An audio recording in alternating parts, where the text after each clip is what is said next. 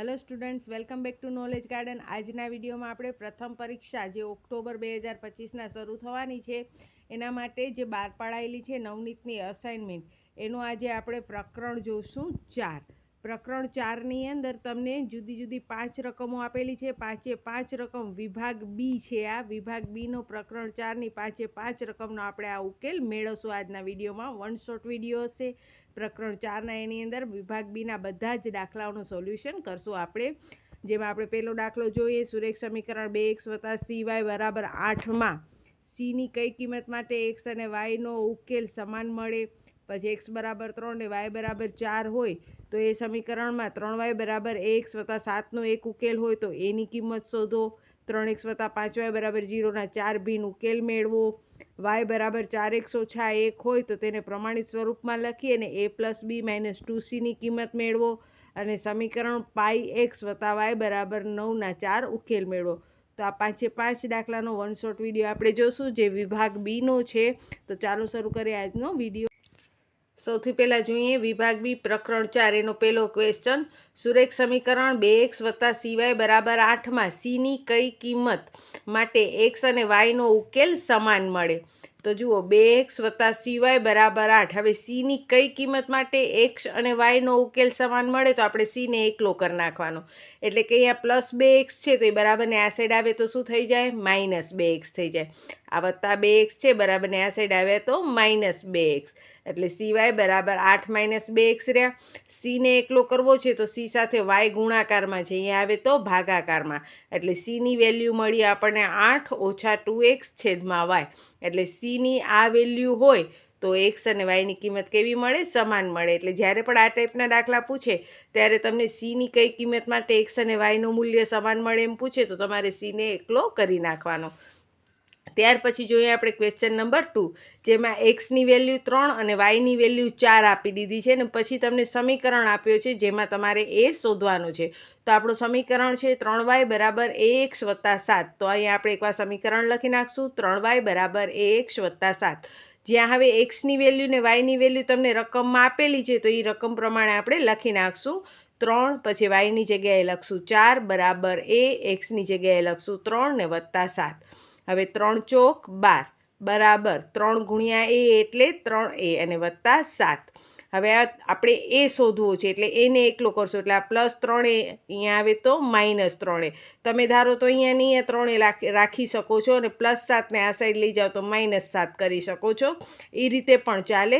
તો તમને એ છે એ તમારી જમણી બાજુ મળશે. પછી એને તમારે પાછો ડાબી બાજુ લઈ આવવાનો.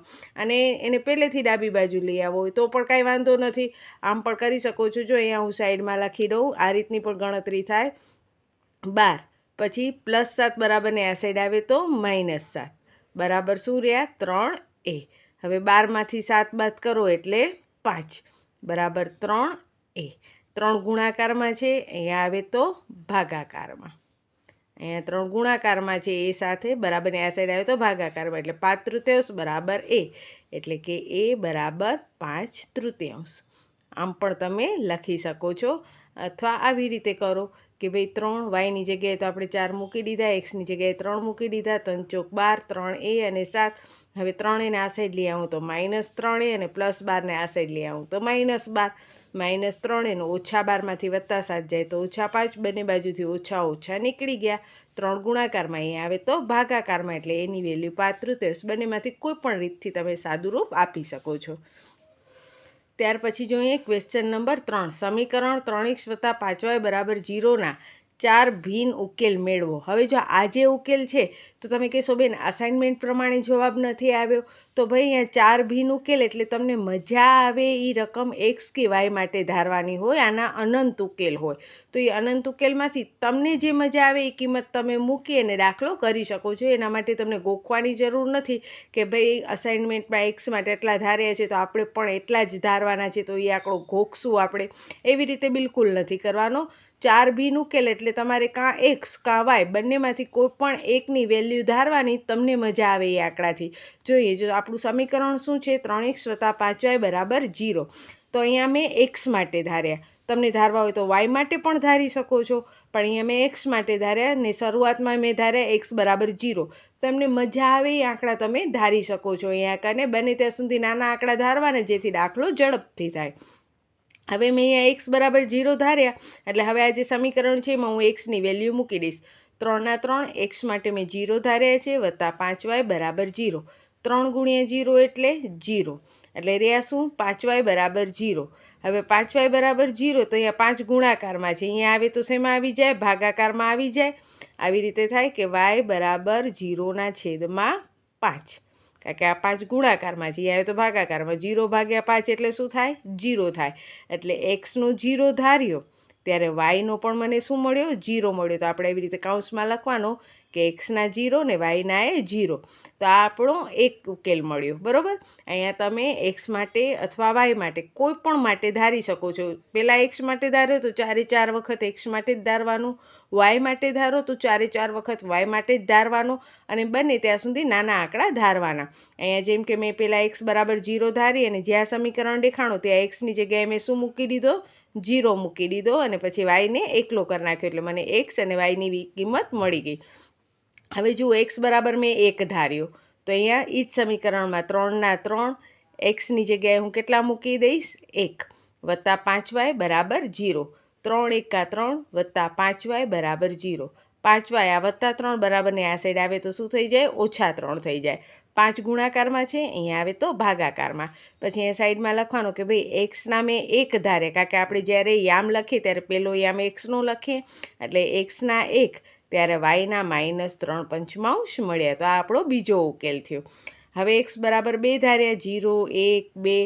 તમે -1 પણ ધારી શકો છો, -2 પણ ધારી શકો છો, અથવા કોઈ પણ આંકડો ધારી શકો છો.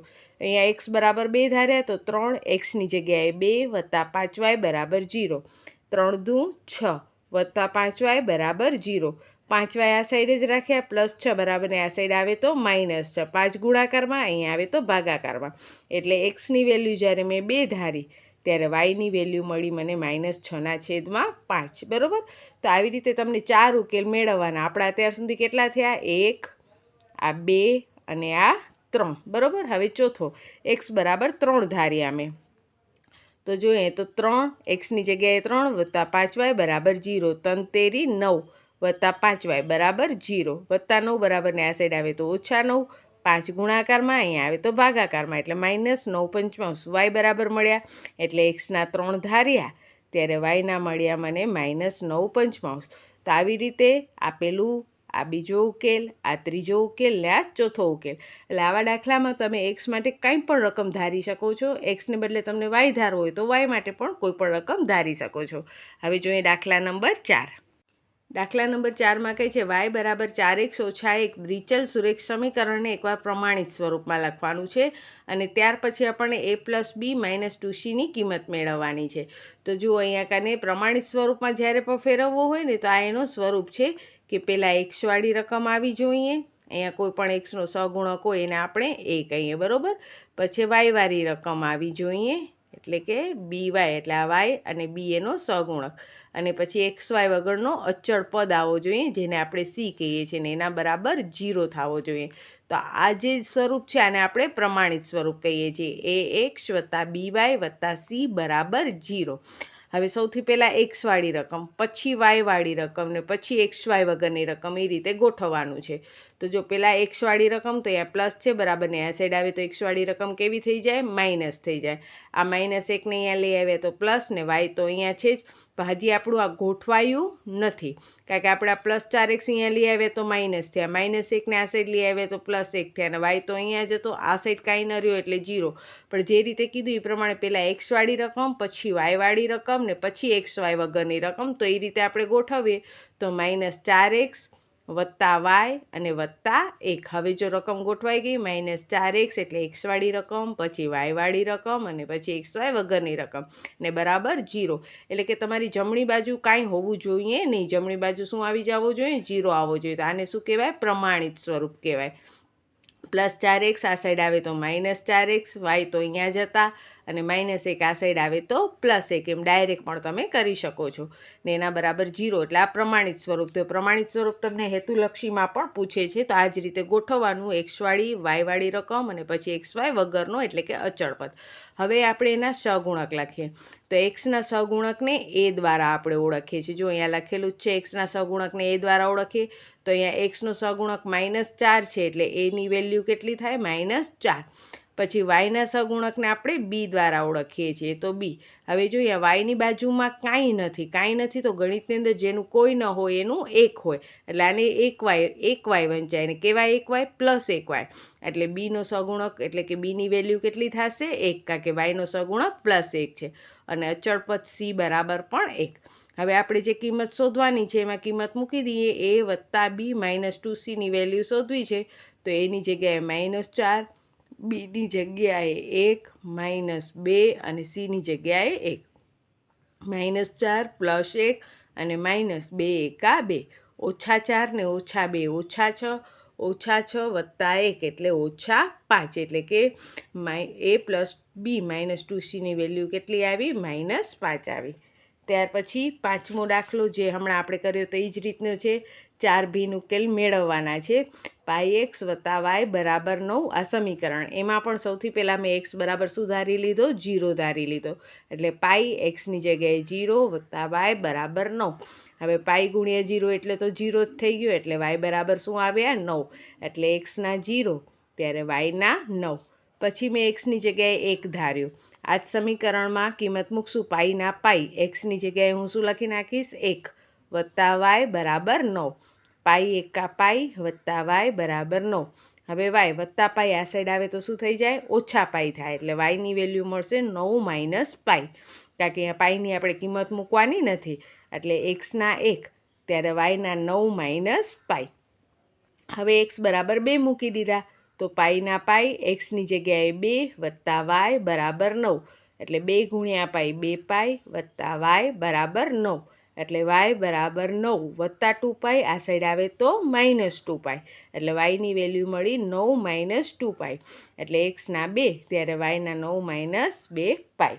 પછી ચોથી કિંમત શોધીએ, જેમાં x બરાબર આપણે મૂકશું 3, તો પાઈ એક્સની જગ્યાએ 3 વત્તા y બરાબર 9, 3 × પાઈ 3 પાઈ વત્તા y બરાબર 9, એટલે y બરાબર 9 + 3 પાઈ બરાબરને આ સાઈડ આવે તો -3 પાઈ, એટલે yની વેલ્યુ મળી 9 - 3 પાઈ, એટલે કે xના 3 ત્યારે yના 9 - 3 પાઈ. તો આવી રીતે જો પહેલાં xનો 0 મૂક્યો ત્યારે y બરાબર 9 મળ્યા, xના 1 મૂક્યા ત્યારે y બરાબર 9 - પાઈ મળ્યા, xના 2 મૂક્યા તો yની કિંમત આપણને 9 - 2 પાઈ મળી, અને xના 3 મૂક્યા તો yની વેલ્યુ આપણને 9 - 3 પાઈ મળી.